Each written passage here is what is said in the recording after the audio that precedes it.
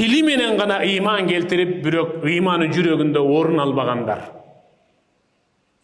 Мусулмандарды артынан сүйлөп, шакаба кылып, гыйбат кылып, шылдыңдап, алардын үстүнөн жала жаап жалгандан күбөгө өтпөгүлө, жана алардын кемчилдигин издеп, кимдир бирөөгө шылдың кылам деп аркасынан тыңчылык кылбагыла.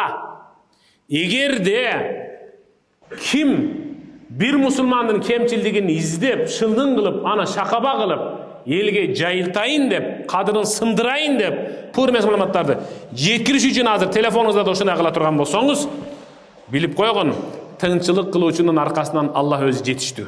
Эгерде кимдир бирөөнүн Аллах айыбын өзү издеп кала турган болсо, төшөгүңдө жаткан жериңден Аллах сенин шермендеңди чыгарып, абириңди айрандай ачып төгүп коет деп атат. Бул хадис айтып коеюн. Кимдир бирөөнүн кемчилдигин ачкандын ордуна аны жапканга аракет кылгыла. Анткени пайгамбарыбыз Мухаммад саллаллаху алейхи вассалам мындай деген: ким мусулман тууганынын, тааныса тааныбаса, мусулман бир тууганынын абири ачылып атканда жапканга аракет кылып, тосконго, токтотконго аракет кылып чуркай турган болсо, Аллах ошол тосконго аракет кылган мусулманды кыяматта тозоктон тосуп коет.